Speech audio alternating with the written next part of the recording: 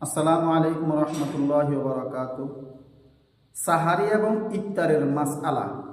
সাহারি খাওয়া এটা হলো সুন্নত। সাহারি খাওয়া হলো কি সুন্নত। পেট ভরে খাওয়া সুন্নত নয়।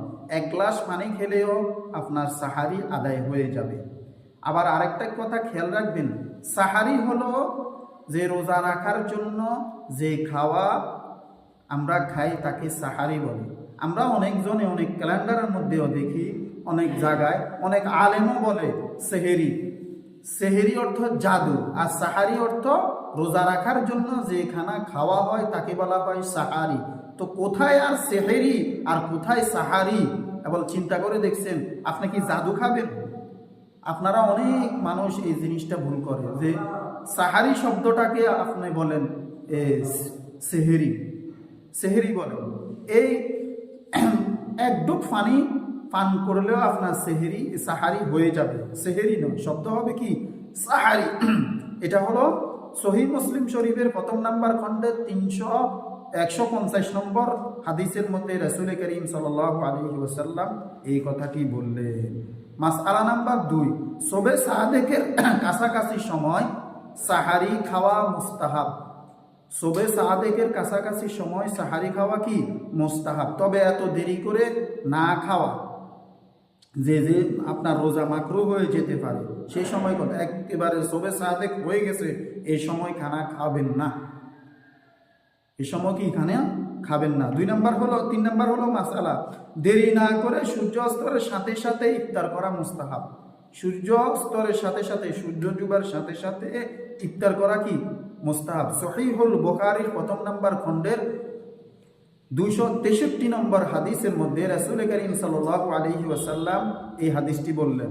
মাসআলা, মাগরিবের নামাজ পড়ার আগে ইফতার করে নিবে। মাগরিবের নামাজ পড়ার আগে কি করা? ইফতার করে নিবে, যেন সূর্যাস্তরের সাথে সাথে ইফতার করার সওয়াব পাওয়া যায়।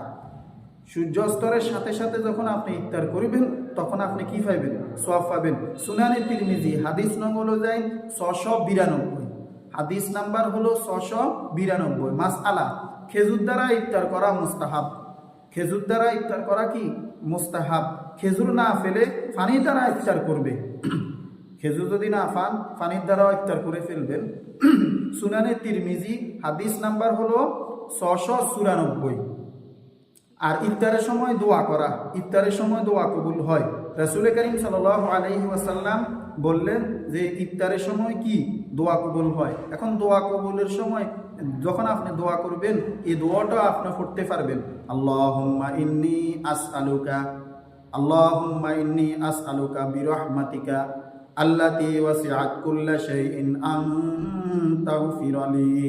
এই দোয়াটি পড়তে পারেন, হে আল্লাহ, আমি তোমার কাছে তোমার সেই রহমতের উসিলায় প্রার্থনা করেছি যা সকল বস্তুকে পরিবেষ্টিত, তুমি আমাকে মাফ করে দাও। সুনানে ইবনে মাজাহ হাদিস নং হলো 1753।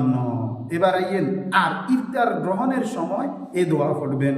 আল্লাহুম্মা লাকা সুমতু আলা রিজকিকা আফতারতু। এই দোয়াটি পড়বেন বেশি বেশি করে। হে আল্লাহ, আমি তোমার জন্যই রোজা রেখেছিলাম এবং তোমার রিজিক দ্বারাই ইফতার করলাম। সুনানে আবু দাউদ হাদিস নং হলো 2358।